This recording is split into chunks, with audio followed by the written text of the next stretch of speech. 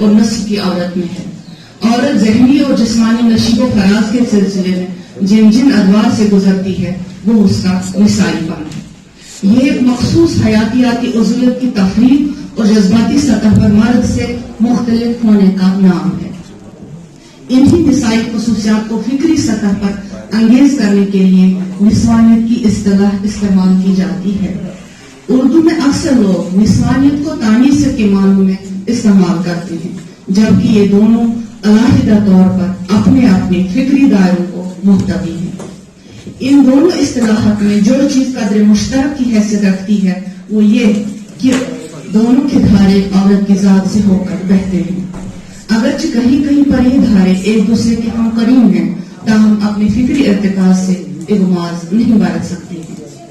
اس ضمن میں اعجاز الرحمان کا یہ قول پیش کرنا دے جاننا ہوگا کہ کوڈ تانیثی تحریک اور اس کے اغراض و مقاصد کو سمجھنے کے لیے یہ واضح کرنا ضروری ہے کہ لفظ حقوق نسواں، تحریک نسواں یا نسائیت یا اس جیسے دوسرے مختلف الفاظ جو عام طور سے عورتوں کے حقوق و شناخت کے اظہار کے لیے اصطلاح کے طور پر استعمال کیے جاتے رہے ہیں، وہ انگریزی اصطلاح فیمنزم کے متبادل نہیں ٹھہرتے.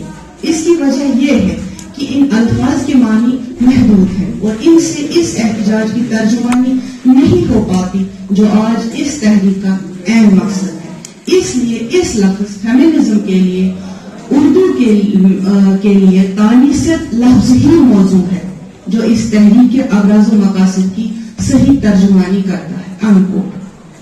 اردو میں ابتدا سے ہی نسوانیت کو تانیثیت کے معنوں میں استعمال کیا جاتا رہا ہے.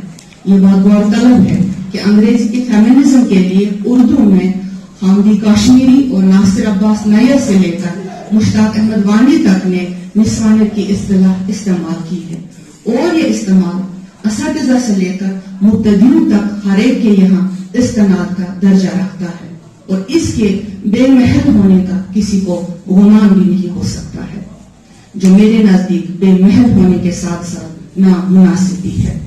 اس کی بنیادی وجہ یہ کہ نسوانیت کی اصطلاح نسائیت سے مشتق ہے، جس کا مفہوم عورت کی نسائی خصوصیات یا زنانہ پن کا بیان ہے. قاسم یعقوب کے مطابق اردو میں نسوانیت اور تانیثیت میں کوئی فرق نہیں کیا جاتا ہے، مگر شوارڈر کو پڑھتے ہوئے ان لفظوں کے انگریزی مترادفات میں بہت گہرا فرق ہے. انکوٹ.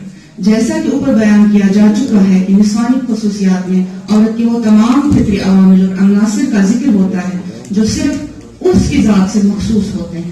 اس طرح اگر ہم عورت کی انہی فطری خصوصیات کو فکری سطح پر انگیز کرنے کی کوشش کریں تو انہیں ہم جس ایک اصطلاح میں لکھنا چاہیں گے وہ نسوانیت ہی ہے.